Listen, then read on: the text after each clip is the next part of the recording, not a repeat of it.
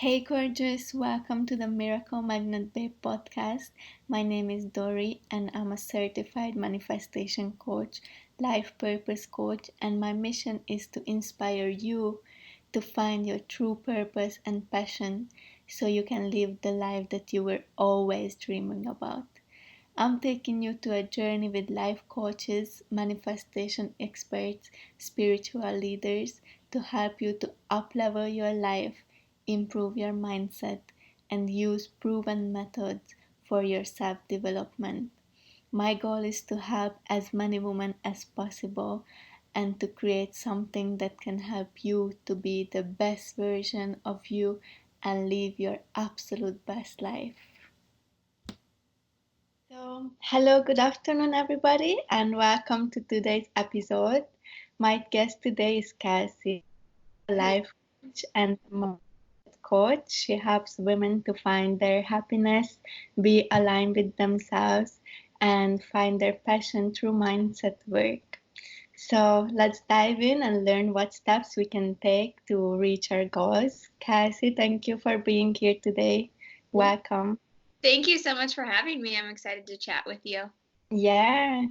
So, can you please introduce yourself? What are you doing? Who do you work with? How did you become a coach? Yeah, absolutely. So I am Kelsey. I am a life and mindset coach. I became a coach through my own personal, just like self-care journey. It was about 4 years ago now that I found myself in this pretty nasty rut. Sat a lot in anxiety, sat a lot in depression, was just miserable basically. And on the outside, looks like everything was fine and dandy. People would have no idea, right, that I was struggling on the inside because I was so good at hiding it, because I was coming from this place of wanting to make everyone else happy and not addressing my own issues. So through that, I then dove into the work on myself.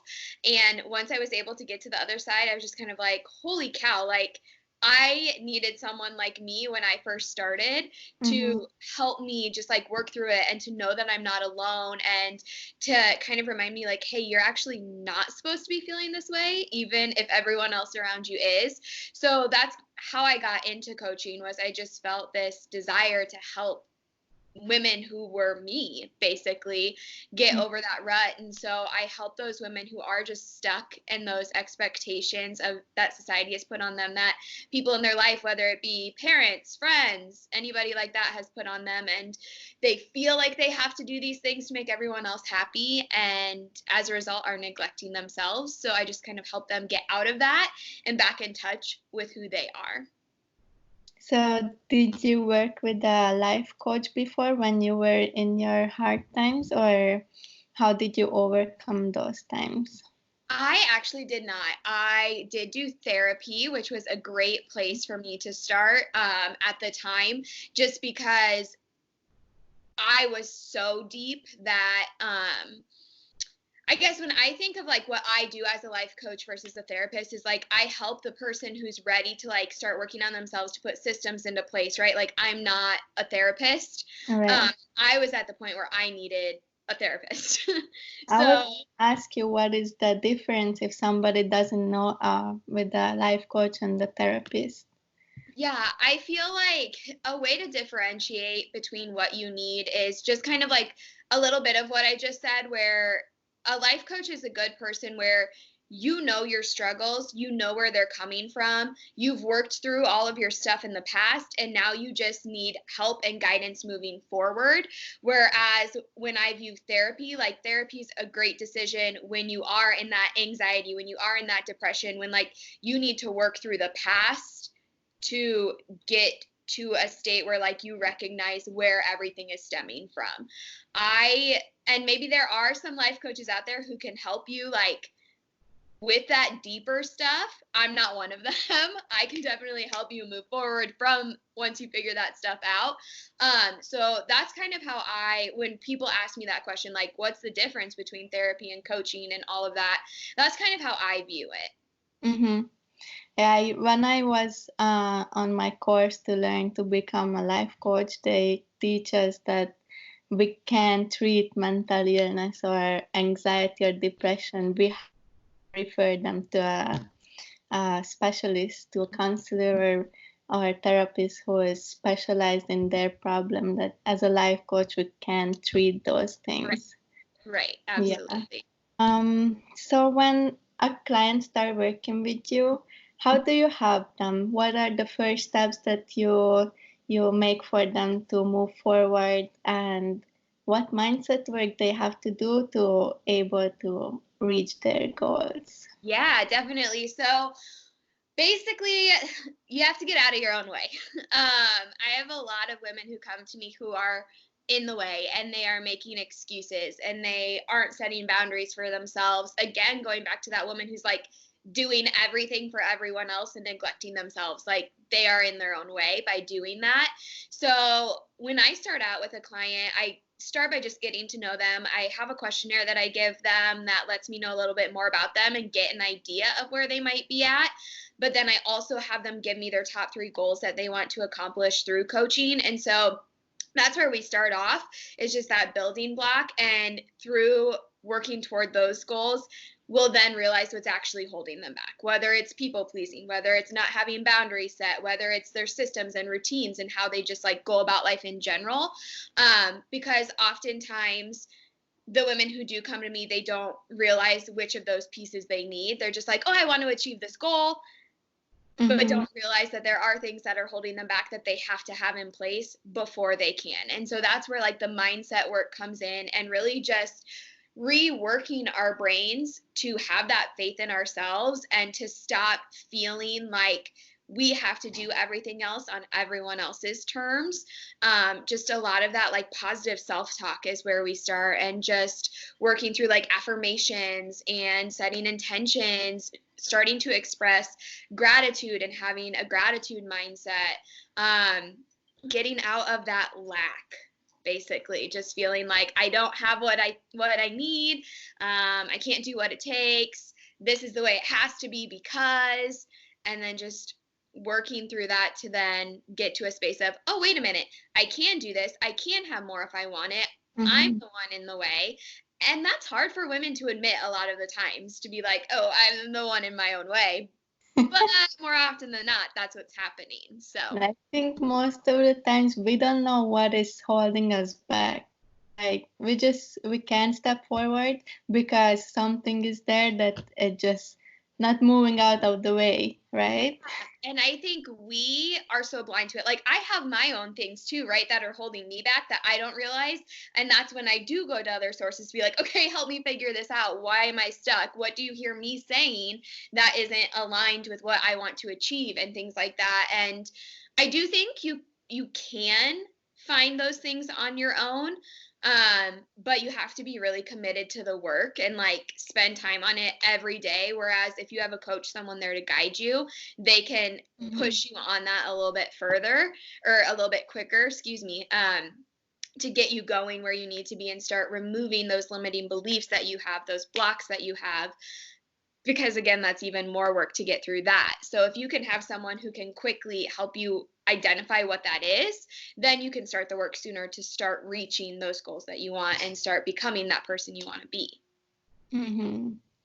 And what do you think? What are the most common limiting beliefs that woman has? Oh, that's a really good question. I think a lot, I see judgment, Mhm. fear of judgment. I see a lot of that. I do see too, when it comes to like being willing to invest in yourself and working, I see money as a limiting belief a lot. People think I don't have the money for it, when people are so quick to go out in one night and drop Yeah. $100 on like dinner and a movie and drinks and whatever it may be. But Mhm. you don't, it's that belief that you don't have enough. It's that belief a lot of times too, which is unfortunate, but it's the belief that we don't deserve it. Mhm. We think, oh, I'm not worth investing in, I'm not worthy of living this life that I see myself living, that I see other people living, and I'm like, oh, I want to do that, I'm not worthy of getting there. And that's just, I think it's a lot of just those societal expectations these days, especially around women, especially around how women are meant to feel and things like that. Like, it's ingrained in us, especially I feel like my generation, it's ingrained in us from a young age that we're not supposed to be the breadwinners, or we're not supposed to be the one who is out hustling for the money and things like that. And we're supposed to be married at 25 and have the kids at 26, and if you're not doing life right. And so I think just those messages, they get in our heads, and it's like, oh, I'm at this point in my life, I'm supposed to have this, I don't have this, what's wrong with me? And then we just get into that downward spiral of not being worthy and not being good enough. And so how can we come back from that spiral? What do you think? What can we do to just to take a little small steps every day? What can help us? It really boils down to owning your worth and realizing that you need to make yourself a priority, and that looks different for everybody. For me personally, making myself a priority is making sure that I'm following through with my morning routine every day. For some people, that's going to the gym. For some people, that is like spending time with their kids or spending time with their significant other. Whatever it is, you just have to figure out what it is that serves you and that makes you feel basically like a queen. Like, whatever makes you feel like you can take on the world, like, just start doing more of that every day. That's the easiest, quickest way to start coming back from that downward spiral, especially when you notice you're starting to fall down it. If you're thinking more negatively, if you're judging a lot of people, if you're gossiping, if you're doing like those Negative. behaviors that Yeah. make you not feel good, like, that's a sign that you're starting that downward spiral. So it comes back into reflection. Okay, how can I turn around from this? What can I do for myself today that's going to ensure that I'm going to start working this way forward instead of this way backwards? Mm-hmm. So again, it boils down to, you have to figure out the right thing for you, because that's another area where we fall into society's expectations. I think a lot of people now are hearing, oh, you have to meditate to be able to do this, and you have to make sure you're journaling to be able to do this, but that might not feel good to somebody. And Mm-hmm. so you can't push that and do that if it doesn't feel good to us.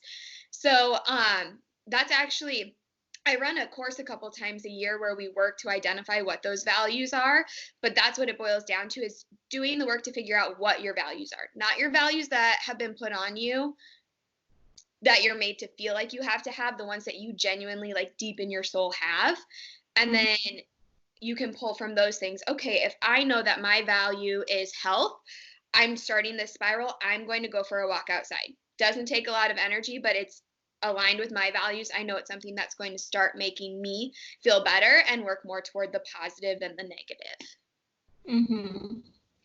And let's go back a little bit. You mentioned about your morning routine, and we hear this, I think, every day, that everybody start doing morning routines Yep. and how it's so beneficial to us.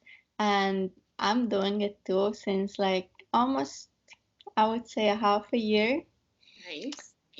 and I really love it too. It's I wouldn't say it's every day it's the same for me, Mm-hmm. but every morning I do something, and it's a good start.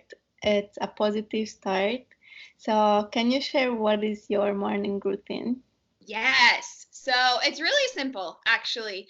And it doesn't take any more than an hour, but I just wake up and I do a quick guided meditation. I do love guided meditations, but I'm not at the point yet where I can do them on my own. I've been doing guided meditation for like almost 2 years now, but it's still just like, nope, like, this is what feels good to me, so this is what I'm sticking with. So I have like a 10-ish minute one, or less, that I'll do. And then I do journal. And in my journaling, I do gratitude, affirmations, I do intentions. I have a couple other prompts that I like to just like write out about daily. And one of them is, how can I make an impact today? And then I also do, my highest self would show up in this way. And then I just kind of like let it flow from there. And so that's kind of what my journaling routine looks like. And again, that's something that only takes like 10 to 15 minutes. If I want it to take longer because I have more on my heart to get out, I can. But these things don't have to be time consuming. And I think that's something too a lot of people hear when it's like, oh, morning routine. Like, I'm not a morning person. I can't get up that early too. If I'm being completely honest, my morning routine literally used to be getting up and writing 3 gratitudes. That didn't even take 2 minutes, like it doesn't have to be this huge, big process. Again, for some people that'll feel good and that's great. Do that. But if having a morning routine starting, like you had said, it just like helps you start out your day in a great way. If you're searching for that, if you're wanting that, then it doesn't have to be a big thing. It can start small. So after my journaling, then I just read for 20 minutes and then that's it. It's That's simple. great. It makes me feel great. Like I feel like a queen moving on from the day. I'm like, okay, here we go. Do you have any book recommendations? Oh my gosh, I have so many book recommendations. I would say one that I really like, and I've read it more than once, is Mastering Your Mean Girl by Melissa Ambrosini. I don't know if you've heard of that one, but it is just a lot about that voice in our head that's telling us that we're not good enough. As Melissa calls it, your mean girl. She's there. She's doubting you all the time. She's basically like your ego saying, you can't do this. You're not, what are you thinking? You can go on and be a life coach and all of this stuff. And she talks you through different ways that you can overcome that voice. And she even provides like activities, like writing prompts. I don't know if activities is the right word, but just like writing prompts and stuff. So it's not just a book that you read and put down and don't do again. Like I said, I've read it more than once. I've done the prompts more than once because it's so interactive. So I really like that one. Right now I'm reading A New Earth, which is super good. I'm only like a third of the way in, but that's also very focused on, I actually have it right here. Just awakening to your life's purpose and about overcoming your ego also, and just how we are so caught in that ego these days that we're not serving the world in the way that we're meant to. So I think it's been beautiful so far. I think it's one I'll read again. But if you want a list of books, I have a bookshelf full of them. I can get some to you later because I'm a book nerd. I love to read. So I love to read too. I started reading books in audiobook, listening. Whenever I go somewhere, whenever I have some downtime, I listen to them. I don't know, it feels just better to me. I understand it better if I hear it. Mm-hmm. I don't know why is that, but that's how it is. So I've been downloading things no matter what, right? So again, what feels good to you is what you need to do. And audiobooks are super helpful for the people who are like on the go constantly and you're like, oh, I want to do something. I want to be learning. I want to be doing this, but I don't have the time to sit down and read a book. Great. You're driving to work, pop on a book. It's so easy. Yeah.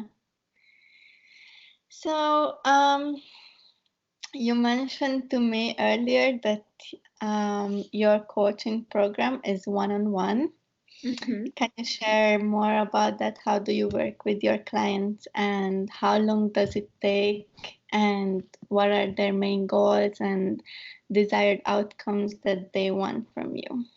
Yeah, so my program runs for a minimum of 6 months. So if you sign on with me, we'll for sure do 6 months. But then after that, I let the women decide. Because sometimes we reach those 6 months and we've met our goals and we want to start working on more, or we reach those 6 months and we haven't met those goals, because it all depends on the work that the women are willing to put in. Mm-hmm. And so I allow, like, after the 6 months, I allow you to do month by month. Sometimes women want to sign on for a whole other 6 months, and that's great. But the the month to month, is also an option. And we just kind of, like I said, we start off with what those 3 goals are, and we'll start doing small steps to work toward them. A lot of what I do with women is getting those systems in place to show up as your highest self, to show up for your values. A lot of work around setting boundaries, knowing like when to say, hey, I can't do this because it's not serving me. We do a lot of work around routines. Mhm. As we touched on, like you and I both said, we love morning routines, but again, that's not possible for everybody. So I work a lot with women on figuring out what does work for them. Some women, it's in the middle of the day, we're going to do a journaling routine. Some women, it's at night, we're going to do some sort of making sure we're getting in movement somehow. I like meal prep is a huge system for me too. So I'm not like a nutrition coach by any means, but even just like the process of that. So again, just those systems that can help us be more effective with our time so that we can spend time doing more of what we love, so that we can spend time showing up for ourselves, showing up for the people in our lives, ultimately circling back to serving us. Mhm. And so, where can people find you if they interested in your work Yeah, or your coaching program? I am everywhere. I am on Instagram. I am on Facebook. I am on Pinterest. I am not on Twitter, so I probably better start messing around with that. But my handle is Adventuring Kelsey, and then if you want to check out my website, it is also just adventuringkelsey.com. My email is adventuringkelsey@gmail. So I'm checking in on all those. I pretty much live on Instagram. I'm on Instagram most. Yeah, you have Um, beautiful content every day. I yeah, love the videos that you make, and everything is just so beautiful. thank you. I just started messing with doing mostly videos within the past couple months, and it's like my new favorite thing to just be able to pop on and talk and not worry about what am I typing out today? What am I, and just letting it flow. So thank you. I appreciate that. Yeah. So, for the last questions, can you give us 3 tips if somebody want to try to start working on their mindset? What would be your first 3 steps? First 3 steps. I would honestly like I owe so much to gratitude and just expressing gratitude. And that is a huge mindset shift because we live so much in the negative of leaving for work and oh my gosh, I'm hitting traffic again and I can't believe I got that red light and all that stuff. But it's a simple swap to just be like, wow, I'm so grateful I have a car. I'm so grateful I have a job to drive to because not everybody has those things. And that's where my big mindset shift started to happen, just from that small one, because now I view life so much differently. If I do run into traffic in the morning, it's not automatically putting me in a bad mood. I'm just like, I am able to flip the switch right away. So I would say starting with gratitude. I'm big on just like writing things out and reflecting. So I would also say to start flipping the script. So whenever you have like a negative thought, whenever you have some limiting belief come up, the thought that you're not good enough, write out what that thought was, but then flip it to the opposite. So it might be, I feel like I will never get the promotion at work that I feel like I deserve. And just flip that story to say, I am so deserving of the promotion. If I don't receive it, it means that there's something even better coming my way. And just start to flip those stories. And definitely, I would say, start by writing them out because it's really hard at the beginning to work through those things just automatically in your head. Because when you think about negative mindset, that only happens because you've been telling yourself negative thoughts over and over and over and over and over again. You can't just one positive thought and you're going to go the other. I like to have people think of it a lot in terms of like weight loss too, right? You Mhm. didn't get overweight because you ate one cheeseburger. You didn't lose 40 pounds because you ate one salad. It takes consistent effort and consistent work, and the same thing goes for your mindset. So start by writing it out, and then the more that you do that, the more that you practice that, it's going to start coming automatically. Um, and then just, I would also say a simple step is affirmations. Just every day. Even you don't even have to change it up. If you just find one that feels good, literally go on Pinterest, go on Google and just Google, like search affirmations, and you're going to get so many. So find one that feels good to you and just start telling yourself that. We have to get out of the constant telling ourselves, "Oh, I'm never going to lose the weight. Oh, I'm not good enough. Oh, I'll never get that promotion." And we have to start saying, I am worthy. I am deserving. I am strong. I am powerful. Whatever that is, just start telling yourself those positive affirmations. Write them out, put them on a sticky note, post them around your house. Like it doesn't have to be as hard as people think. You just have to be consistent with it. And you have to call yourself out when you're not doing it. When you feel that negative thought, you can't let yourself down spiral. You have to recognize and notice, hey, this is me. I'm going the wrong way. I don't want that. I want to take the other path. What can I say to myself? What can I do right now that will help me to do that?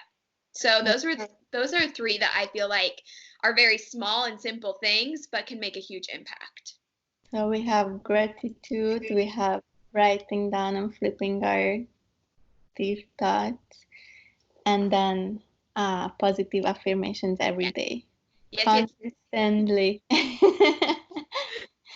Because I think a lot of us have problem with that we can't stay consistent. Like we do it for 1 day, 2 days, 3 days, and then just leave it out again. And that's the thing, is that is something that I help women overcome, because when they come to me, they are like, they've started to do these things, but it's quote unquote not working. And it's not working because we're not working it. We're not being consistent. We don't have a routine that works for us, that feels good. We're doing it because someone else is making us feel like we need to. We're hearing someone, or we're seeing someone who's been super successful with it, and we're doing it in the exact same way they are, but we're not them. So it won't work for us the way it works for them. So we just have to figure out that like little, I don't even know how to describe it, but that just area, that piece that feels good, and go from there. Works out for us. Yeah. Yeah. It's, they say, when you know what I mean? You do. Yeah. Like it just feels good, and you're like, yes, this is it. This is when it's supposed to happen. This is how I'm supposed to be doing it. I feel like a queen. Let's go.